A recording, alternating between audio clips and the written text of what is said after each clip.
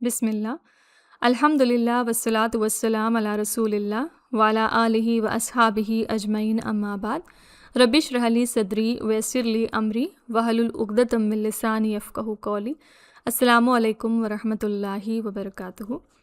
तो अल्लाह ताला के फ़ज़ल से फ़ाइनली हमारा एक छोटा सा सेशन हो रहा है काफ़ी दिनों के बाद। और आज का ये जो सेशन है ना, इसमें हम बात करेंगे एक बहुत ही पावरफुल टॉपिक के बारे में, और वो टॉपिक क्या है, इसका नाम है ज़िक्र। ठीक है, आज से कुछ दिनों पीछे अगर हम जाएं तो शायद मुझे भी इसकी इतनी अहमियत नहीं पता थी।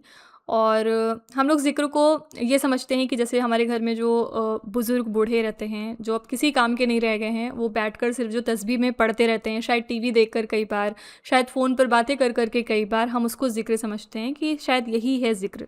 लेकिन ज़िक्र इतना पावरफुल होता है ना, इतना पावरफुल है। आज के इस लेक्चर के बाद आप इंशाल्लाह ज़रूर समझ जाएंगे कि ज़िक्र हमारी ज़िंदगी में क्यों होना चाहिए और ये क्यों इतना ज़्यादा ज़रूरी है, इसकी क्या अहमियत है और क्यों हर इंसान के लिए ज़िक्र ज़रूरी है। ठीक है, and this is solution to all your problems as well. ठीक है, तो चलिए हम लोग शुरू कर लेते हैं अपना ये सेशन इंशाल्लाह। देखिए, सबसे पहले अल्लाह ताला ने हमें क्यों क्रिएट किया है। अल्लाह ताला सूरह मुल्क में क्या फ़रमाते हैं कि हमने इंसान को पैदा कर दिया है इसलिए ताकि हम आज़माएं कि कौन इनमें से बेहतरीन अमल करता है। ठीक है, तो हमारा अल्टीमेट पर्पस क्या है, अब तक आई एम श्योर कि आप सबको ही समझ में आ गया होगा कि हमारा अल्टीमेट गोल और पर्पस है अल्लाह ताला की इबादत। ठीक है, डेली एक दिन हमें मिल रहा है, हम सुबह उठते हैं और रात में सोते हैं, तो वो जो पूरा एक दिन आपका बीता, उसमें आपको अपनी जो पॉजिटिव साइड है, यानी जो आपकी नेकियां हैं, आपको उनको बढ़ाने की होड़ में लग जाना है सुबह उठते साथ ही। ठीक है, लेकिन हमारा अनफॉर्चुनेटली अब डेली का गोल क्या हो गया है कि हम सुबह उठते हैं और हम अपनी रूटीन के हिसाब से बस लाइफ को बिता रहे हैं। सुबह उठते हैं और हमें ये काम करना है, वो काम करना है, ऑफिस करना है, बच्चा देखना है और खाना पकाना है, बस इसी में हमारा दिन पूरा ढल गया है। ठीक है, मैं ये नहीं कह रही हूँ कि इसको नहीं करना, डेफिनेटली इसको करना है और इसमें भी आपके लिए अजर सवाब है अगर आप उस नीयत से करते हैं तो। ठीक है, लेकिन करते टाइम आपको ये नहीं भूलना है कि आप ये क्यों कर रहे हैं। ठीक है, आप इस दुनिया में क्यों आए हैं, और जो आपकी ज़बान है ना, वो लगातार अल्लाह ताला के ज़िक्र में लगी रहनी चाहिए, तर रहनी चाहिए आपकी ज़बान उस ज़िक्र से। ठीक है, तो अब ज़िक्र का क्या मतलब हो गया कि अब दिन भर क्या तस्बीह लेके बैठे रहेंगे, दिन भर क्या हम यही पढ़ते रहें सुभान अल्लाह अल्हम्दुलिल्लाह अल्लाहु अकबर।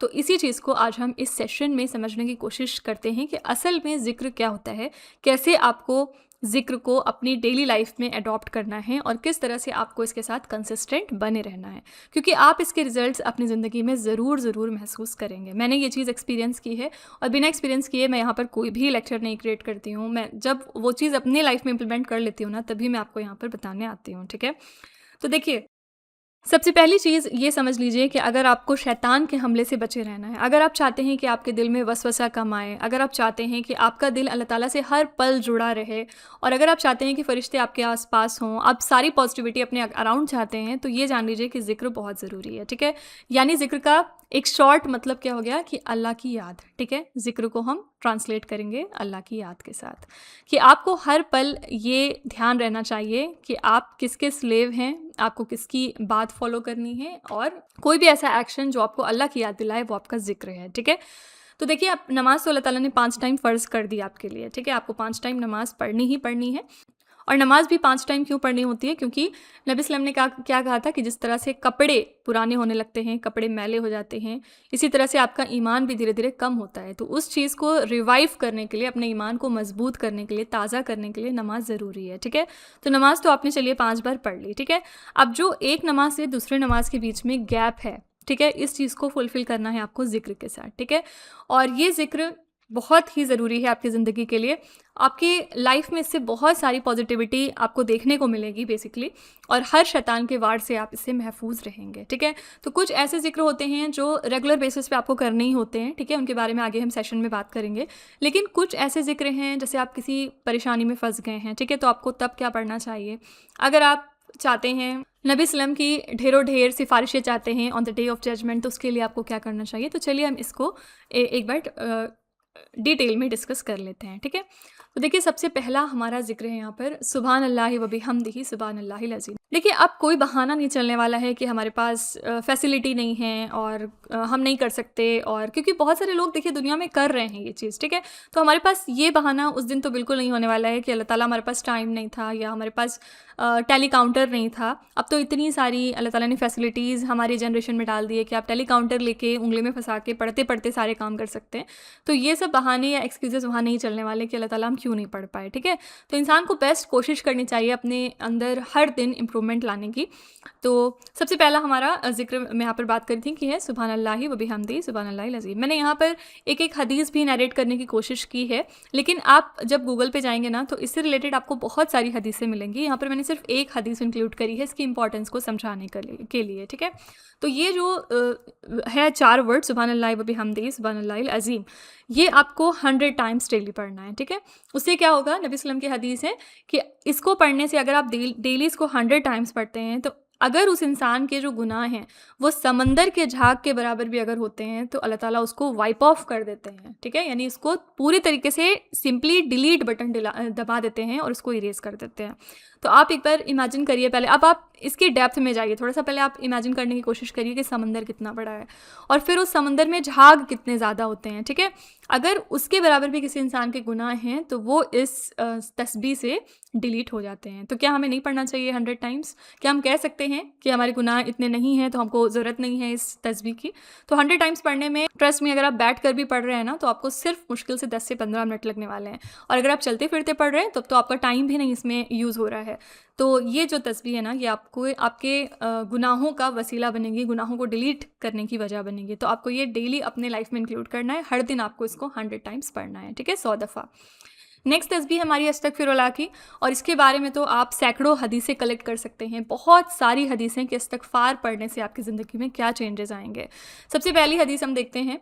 द प्रॉफिट मोहम्मद सल्लल्लाहु अलैहि वसल्लम said, whoever increases his prayers for forgiveness, Allah will grant him relief from every worry, a way out from every hardship and provide for him in ways he does not expect, ठीक है? मतलब क्या हो गया कि जो भी कोई इस्तगफार सबसे ज़्यादा पढ़ेगा अल्लाह ताला उसको हर परेशानी से आज़ाद करेंगे, पहली बात। दूसरी बात कि उसके लिए जो भी टेंशन का बायस बनी हुई चीज़ें हैं वो सब आसान कर देंगे, रिलीफ पहुंचाएंगे उसको। और तीसरी बात कि वहाँ से उसको मदद पहुंचाएंगे जहाँ से उसका गुमान भी नहीं होगा, ठीक है? तो कभी भी अगर आपके लाइफ में प्रॉब्लम आए, ना भी आए तो पढ़ना ही चाहिए, लेकिन अगर प्रॉब्लम आ रही है तो फिर बैठ के आप अस्तगफिरुल्लाह की तस्बीह करना शुरू कर दीजिए कि अल्लाह ताला पता नहीं कहाँ मुझसे गलती हो गई, लेकिन मैं तौबा करती हूँ, बेशक आप ही मुझे अब यहाँ से निकालने वाले हैं, ठीक है? क्योंकि अल्लाह ताला कुरान में भी कहते हैं कि जो कुछ भी तुम्हें मुसीबत पड़ रही है वो तुम्हारे अपने अमालों का नतीजा है। कुछ हम ऐसा करते हैं जिसकी वजह से वो मुसीबत आती है, तो उससे अगर आपको फ्री होना है तो आपको अस्तगफिरुल्लाह की तस्बीह बढ़ानी पड़ेगी, ठीक है? यहाँ पर देखिए प्रॉफिट नूह अलैहिस्सलाम के बारे में भी आता है कुरान शरीफ में कि इन्होंने अपने लोगों को क्या कहा था, टू सीक अल्लाह's फॉरगिवनेस यानी इस्तगफार। He promise that doing so would result in abundant rain, blessings of wealth, more children and the provision of lush gardens and flowing rivers. तो आपको इतनी सारी चीज़ें मिलेंगी अगर आप अस्तगफिरुल्लाह की तस्बीह पढ़ते हैं। आपको बारिश मिलेगी और आपके जो माल आपने इकट्ठा किया है उसमें इजाफा आप देखेंगे, बच्चों की इससे नेमत मिलती है, एंड यहाँ पर आपको लश गार्डन्स मिलेंगे एंड फ्लोइंग रिवर्स। ये नूह अलैहिस्सलाम की एडवाइस थी लोगों की, ठीक है? तो इस तरह से बहुत सारी हदीस हैं, लेकिन मैंने यहाँ पर सिर्फ 2 ही हदीसें कलेक्ट की हैं।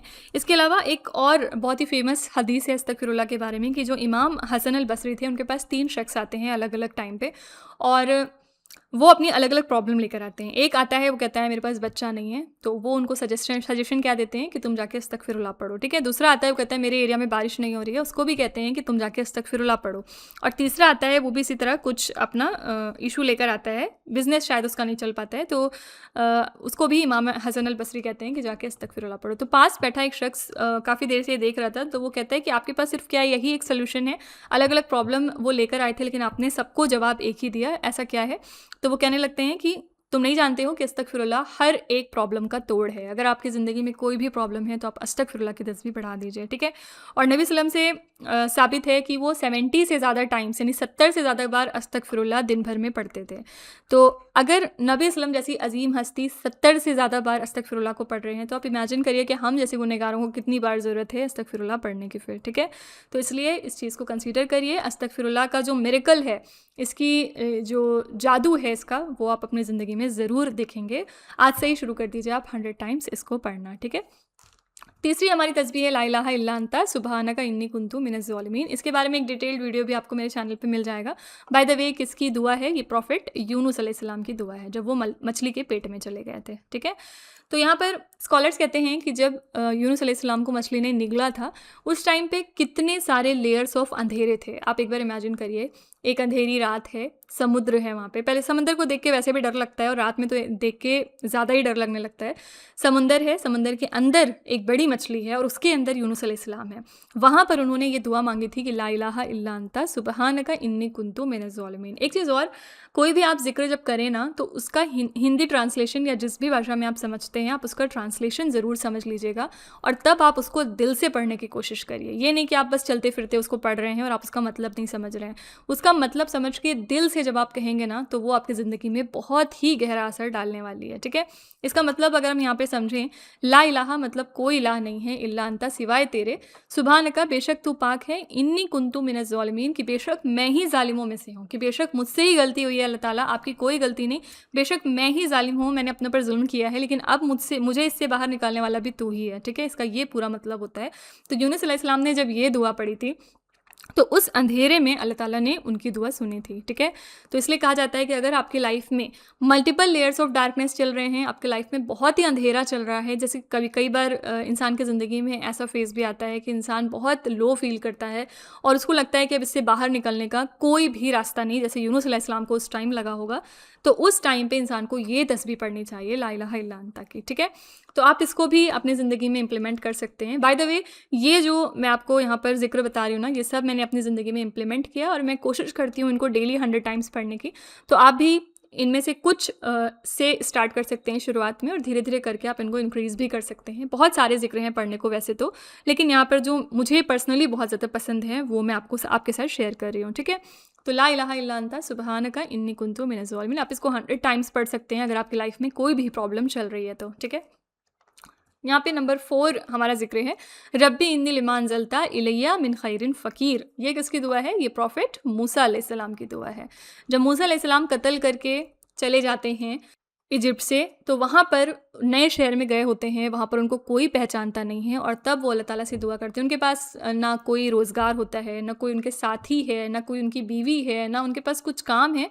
उस टाइम वो दुआ करते हैं कि रब्बी इन्नी, कि बेशक मेरे रब, लिमा अंज़लता, कि जो कुछ भी तू मेरे तरफ नाजिल करे कर दे, इलैया मिन खैरिन फ़कीर, कि बेशक मैं तो फ़कीरों में से हूँ। अपने रब के सामने अपनी आज़ी का इजहार करते हैं और ये शो करते हैं कि अल्लाह ताला मैं आपके सामने फ़कीर ही हूँ, मुझे आप जो चाहें अता कर दे, मेरे पास तो कुछ भी नहीं है। तो ये दुआ भी बहुत ही पावरफुल है और it was recited by prophet Musa in Surah al Qasas verse 24 after he fled Egypt to the city of Madyan. ठीक है, यहाँ पर ये एग्जॉस्टेड थे, हंगरी थे, अकेले थे, हैविंग लेफ्ट विद नथिंग, और उसके बाद अल्लाह ताला ने उनको किस तरह से नवाजा था वो जानने के लिए आप मूसा अलैहिस्सलाम की स्टोरी पढ़कर देखिए। वहाँ पर किस तरह से अल्लाह ताला ने उनको फिर बीवी भी अता करी थी और उनको सल्तनत दी और कैसे किस तरह से वो वहाँ से उठे थे। ठीक है, This dua is a beautiful expression of humility, acknowledging that every form of goodness comes directly from Allah. इस दुआ से हम ये एक्नॉलेज करते हैं कि हर तरह की जो अच्छी चीज़ें आपके पास आ रही हैं वो सब की सब अल्लाह ताला की तरफ से आ रही हैं। It is widely recommended to recite this दुआ whenever you are feeling overwhelmed, seeking a new beginning or in need of Allah's blessings. ठीक है,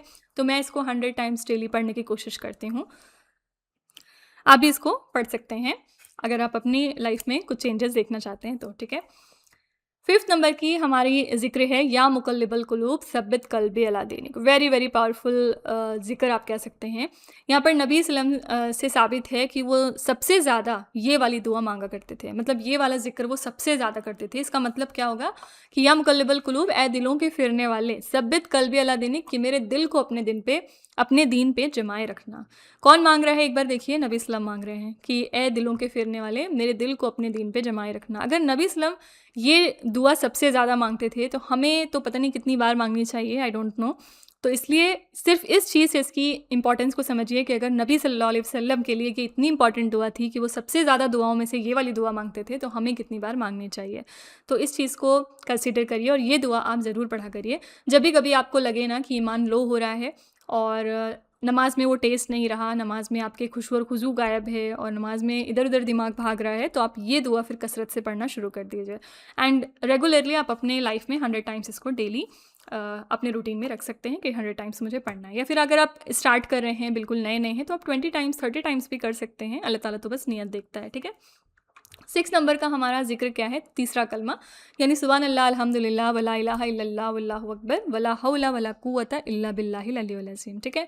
तो सुभान, ये जो तस्बीह है बहुत ही पावरफुल है। By the way, a man came to the prophet अलैहिस्सलाम and said, I can not learn anything of the Quran, teach me something that I can say instead of reciting the Quran. एक आदमी आया नबी वसल्लम के पास, उसने क्या कहा कि मैं ज़्यादा तो कुरान नहीं समझ सकता, नहीं पढ़ सकता, लेकिन मुझे कुछ ऐसा बता दीजिए कि मैं वही पढ़ता रहूँ सिर्फ और सिर्फ कुरान की जगह पे। तो नबी वसल्लम ने उसको क्या फरमाया? सुभान अल्लाह वल्हम्दुलिल्लाह वला इलाहा इल्लल्लाह वल्लाहु अकबर वला हौला वला कुव्वता इल्ला बिल्लाहिल अलियुल अज़ीम। तुम तीसरा कलमा लगातार पढ़ो।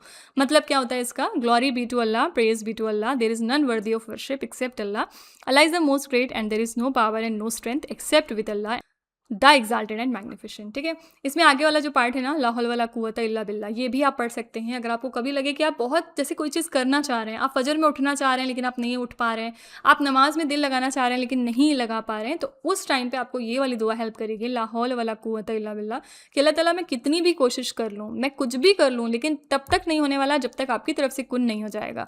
कोई भी कुव्वत किसी के इख्तियार में है ही नहीं। जब तक अल्लाह ताला की तरफ से कुन नहीं होगा तब तक आपके लिए कुछ भी चीज़ आसान नहीं होने वाली, ठीक है। तो इस चीज़ से हम ये एक्नॉलेज करते हैं, फाइन। तो आप इसको 100 टाइम्स पढ़ सकते हैं, ये भी बहुत ही पावरफुल दुआ है।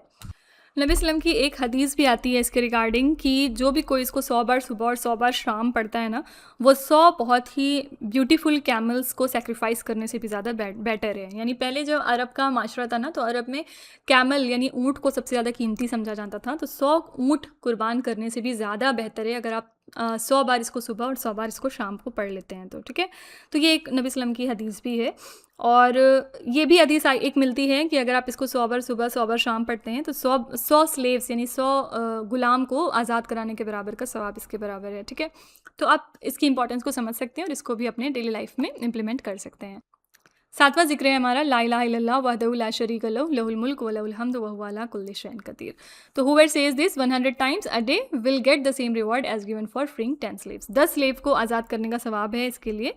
और ये जो हमारा जिक्र है ना, ये चौथा कलमा है बेसिकली, आप इसको भी ज़रूर पढ़ा करिए, इसका भी बहुत ही इंपॉर्टेंट रिवॉर्ड है। इससे ये भी कहते हैं नबी वसल्लम की एक और हदीस है कि जो कोई भी चौथा कलमा सुबह शाम इस तरह से पढ़ता है 100 बार, उसके 100 जो गुनाह उस दिन के होते हैं वो झाड़ दिए जाते हैं और 100 नेकियां उसके अकाउंट में दर्ज करा दी जाती हैं, ठीक है। तो आप इसको ज़रूर इम्प्लीमेंट करिए अपने लाइफ में। और 8th नंबर का जो मोस्ट पावरफुल जिक्र है वो क्या है? दरूद इब्राहिमी, अल्लाहुम्मा सल्ली और अल्लाहुम्मा बारिक, ठीक है। नबी वसल्लम की हदीस है, the closest of people to me on the day of resurrection will be those who send the most blessings on upon me, Jami Tirmidhi की हदीस है। मतलब सबसे ज़्यादा नबी वसल्लम के करीब उस दिन कौन होगा डे ऑफ रेजरेक्शन के दिन, जो सबसे ज़्यादा दरूद नबी वसल्लम पर भेजेगा। आई एम श्योर इसके बारे में आपको पता होगा कि नबी वसल्लम की जो कब्र मुबारक है उस पर एक फ़रिश्ता मुकर्रर है, और जब भी कभी आप एक बार दरूद पढ़ते हैं ना, तो नबी वसल्लम को वो सलाम मिलता है उनके कब्र में। वो फ़रिश्ता उनको आपके वालिद का नाम लगाकर बताता है कि फ़ला बिन्त फ़ला ने आपको सलाम भेजा है। तो नबी सल्लम मुस्कुराकर आपके सलाम का जवाब देते हैं। तो ये कितना ब्यूटीफुल है। ये सब पढ़ने से क्या होता है ना कि आपके दिल में शौक़ पैदा होता है इन चीज़ों को करने का, ठीक है। नेक्स्ट टाइम आप कभी भी जब दरूद इब्राहिमी पढ़िएगा ना, तो आप सोचिएगा कि आप नबी सल्लम को सलाम भेज रहे हैं और वो वापस में आपको जवाब भी दे रहे हैं, ठीक है। तो सबसे ज़्यादा आपको दरूद इब्राहिमी पढ़ना चाहिए, ताकि जब डे ऑफ रेजरेक्शन आए, जब हौज़े कौसर में पानी पीने का वक़्त आए, तो नबी सल्लम आपको दूर से पहचान जाएं कि इसने मेरे ऊपर बहुत सारे दरूद भेजे थे दुनिया में रह के, ठीक है। तो फ्रेंड्स, ये हमारे 8 मोस्ट पावरफुल ज़िक्र हैं जो आप अपनी डेली लाइफ में इम्प्लीमेंट कर सकते हैं। फर्दर और भी बहुत सारे हैं, लेकिन फ़िलहाल क्योंकि मैंने ये 8 अपने लाइफ में शुरू किए हैं पढ़ना, तो मैंने आपको ये 8 ही बताए हैं। आगे देखते हैं, अगर कभी मैं इसमें और भी कुछ ऐड करूँगी तो डेफिनेटली मैं आपको अपडेट करूँगी, ठीक है। देखिए, यहाँ पर पर्पस क्या होता है लाइफ का, कि आप हर दिन कोशिश करिए कि पिछले गुजरे वाले दिन से आप बेटर हो जाएं, ठीक है। और जो आपका अकाउंट है, जो जैसे हम लोग यहाँ पर बैंक अकाउंट बनाते हैं, उसमें पैसा जोड़ने की कोशिश करते हैं ना, वैसे ही एक अकाउंट हमारा ऊपर भी चल रहा है। तो हर दिन बस जब सुबह उठा करिए तो ये कोशिश किया करिए कि उस अकाउंट में आज मुझे ज़्यादा से ज़्यादा नेकियाँ जोड़नी हैं, ठीक है। और जितने भी जो उसमें फ्लॉज हैं, जो ऑलरेडी आपके गुनाह दर्ज हो चुके हैं, उनको किसी तरह से उसमें से हटवाना है, ठीक है। तो ये हर दिन की हमारी कोशिश होनी चाहिए और बस इसी चीज़ में भाग दौड़ करते रहना है। एक ना एक दिन ये पूरी लाइफ कंप्लीट हो जाएगी। 60 से 70 साल इंसान लगभग जीता है ऑन एन एवरेज, और उसके बाद आपकी एक लाइफ शुरू होगी जो हमेशा की रहने वाली है, जो कि इटर्नल है। तो उसके लिए आज तैयारी करने की बहुत ज़्यादा ज़रूरत है। जैसे हम 60-70 साल की उम्र के लिए कितनी मेहनत करते हैं, कितनी जद्दोजहद करते हैं, पूरे जो हमारी यूथ होती है वो हम बिता देते हैं पढ़ाई में, अच्छी जॉब में। फिर उसके बाद जो हमारा पीक टाइम होता है यूथ का वो हम नौकरी में बिता देते हैं और फैमिली बनाने में बिता देते हैं। तो जब हम 70 साल की लाइफ के लिए इतना एफ़र्ट करते हैं, तो जो इटर्नल लाइफ है उसके लिए हमें कितना ही एफ़र्ट करना चाहिए, खुद सोचने की बात है। ठीक है, तो अल्लाह ताला हमें कहने, सुनने और बोलने से ज़्यादा अमल पर आमादा करे, हमारे अमल में ये सारी चीज़ें ढाल दे और हमें और आपको सबको जहन्नम की आग से बचाए। अल्लाह ताला अपने जन्नतुल फिरदौस में हमें शामिल करे, वो दिन दिखाए जब हम जन्नत में हों इंशाअल्लाह इंशाअल्लाह। अल्लाह ताला मेरा बोलना और आपका सुनना सब कुछ कबूल करे। तो चलिए फिर अगले सेशन में मिलते हैं। टिल देन अस्सलामु अलैकुम व रहमतुल्लाहि व बरकातुहू।